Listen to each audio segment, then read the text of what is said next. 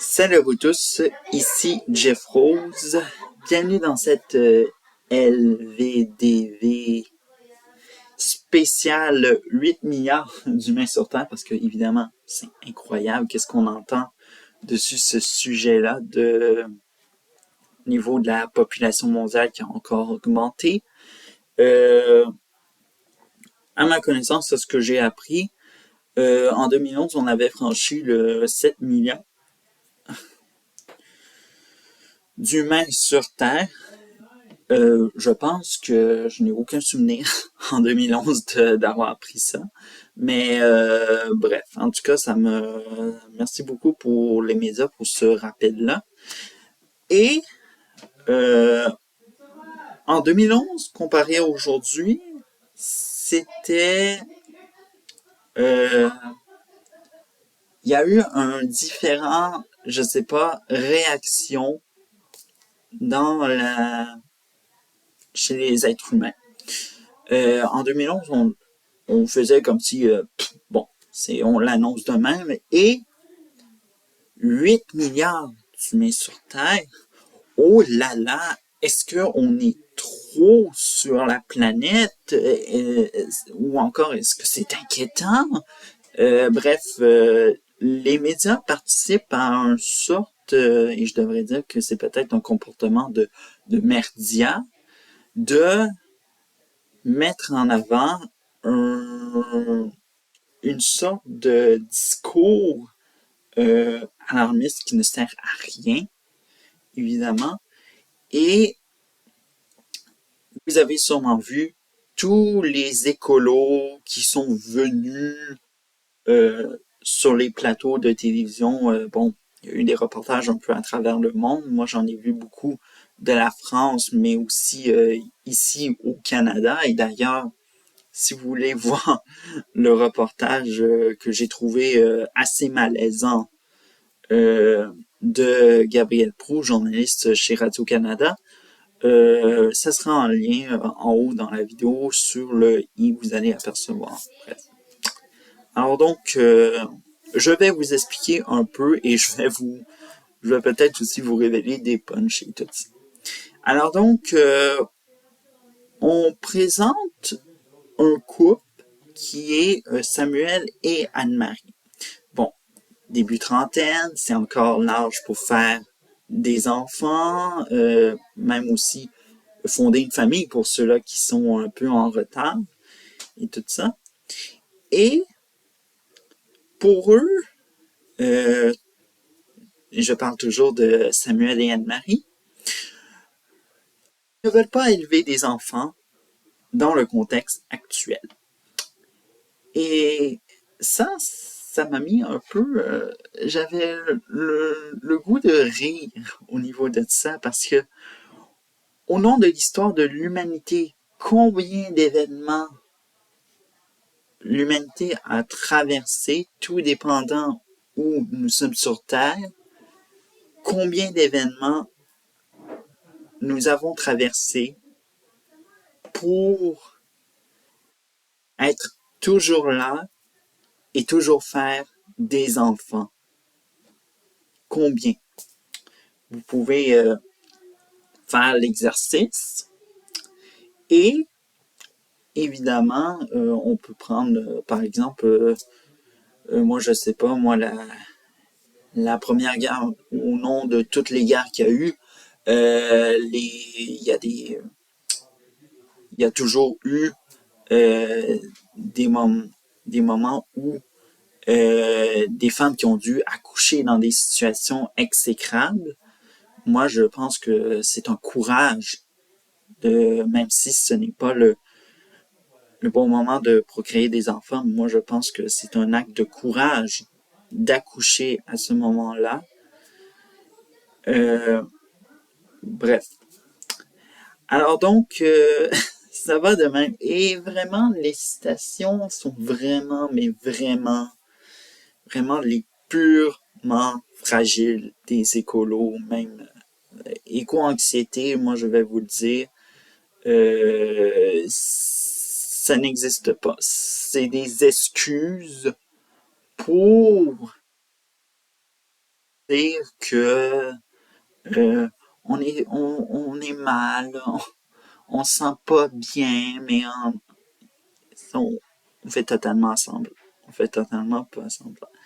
Et là-dedans, il y a eu une citation que je vais vous lire.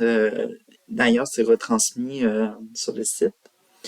Euh, qui est écrit en disant: si j'avais un enfant, j'aurais extrêmement de gêne dans les yeux en lui disant que tout va très bien, sans doute. Et ça, c'est Samuel. Samuel dit que lui, en tant que parent écolo, il serait gêné de regarder ses enfants dans les yeux pour dire que tout va très bien. Bref, vous avez tout le petit comportement en disant que pas de foi en l'humanité, aucun avenir. Bref, on a tout le discours de fragilité des écologistes pour dire que c'est fini un peu la planète, et en même temps pour en plus augmenter l'amplification de l'éco-anxiété des autres vraiment qui sont déstabilisés mentalement déjà. Bref. Euh, et vraiment,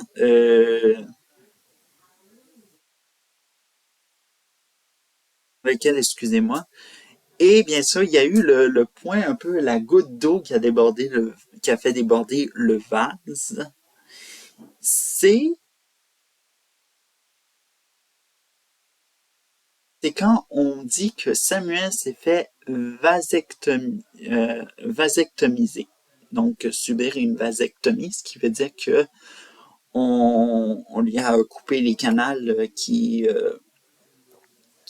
comme vous le savez, avant que la femme porte la vie, il faut savoir que les hommes portent la vie aussi déjà dès leur adolescence, quand ils ont du sperme. Bref. Il faut dire les mots, il faut pas être gêné pour le dire. Bref. Alors donc, il a dit que oui, le médecin voulait en discuter, j'ai eu le temps de réfléchir, mais bref, il se dit satisfait de faire ça et tout ça. Alors donc, moi je pense que c'est tellement euh, c'est tellement ridicule de se faire une vasectomie pour des raisons écologistes. Ça n'a aucun sens. Et tout ça, on a eu ici le cas inverse d'un militant écologiste, Patrick Bonan, de Greenpeace Canada, qui lui est père de 3 enfants. Et lui, il se cite en disant que mais, euh, mais c'est leur choix d'être de même et tout ça. Mais il n'y a aucune compréhension à faire. Il faut dire à ces personnes-là que dire qu'un enfant est une source de pollution n'a aucun sens. C'est, on relève un peu de on révèle un peu de la dérive et de l'hypocrisie pour ne pas fâcher cette personne-ci. Il faut accepter parce que si on est trop méchant, on est de droite. Puis donc, vous voyez à quel point que nos sociétés occidentales vont être en péril à cause de ces éco-anxieux qui se font vasectomiser parce que pour eux, procréer, ça n'a aucun sens.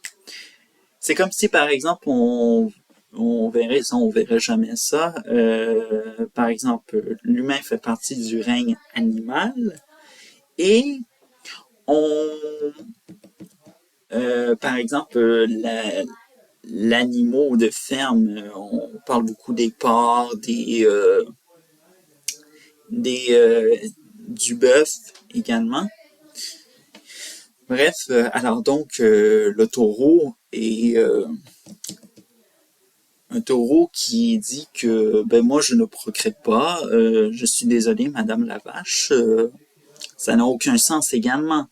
Alors donc, moi je ne comprends pas ce genre de discours qu'il faut se vasectomiser. Et d'ailleurs, je tiens à faire une petite remarque que mademoiselle, je veux dire Madame Anne-Marie, s'est-elle fait stériliser elle aussi. C'est bizarre, hein? Parce que si on aurait mis Anne-Marie de face en disant que elle s'est fait stériliser pour des choix écologistes également, on aurait mis ça comme quelque chose de sexiste, n'est-ce pas? Alors donc, pour faire plaisir au nom de l'écoféminisme, on a choisi Samuel, qui, bref, vous voyez à quel point que je suis en colère contre ces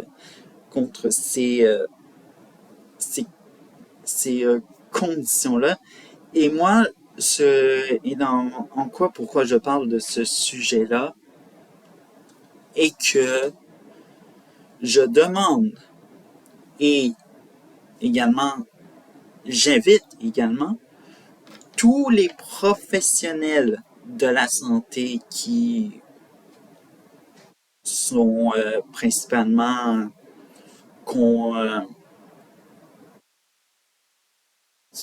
qui consultent, qui sont consultés pour des vasectomies, de restreindre la stérilisation pour des fins écologistes.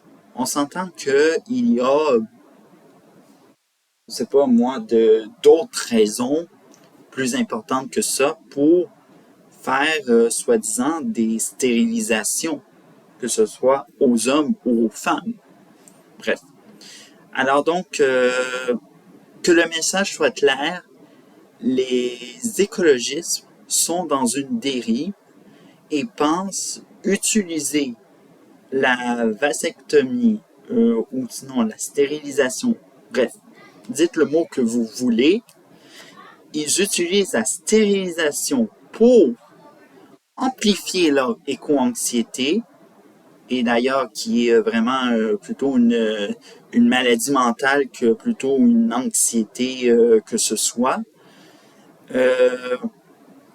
pour dire qu'un enfant pollue. Un enfant ne pollue pas, c'est ridicule. Alors donc, je répète, avis aux professionnels de la santé qui sont consultés pour des stérilisations. Refusez catégoriquement ceux qui disent que c'est pour des raisons écologiques. Bref, mon message a été entendu. Et pour tous ceux-là qui sont écolos et qui veulent me dire que j'ai honte de dire ça, eh bien, je me fous de vos commentaires désastreux et ridicules et négatifs. Merci beaucoup. À la prochaine vidéo.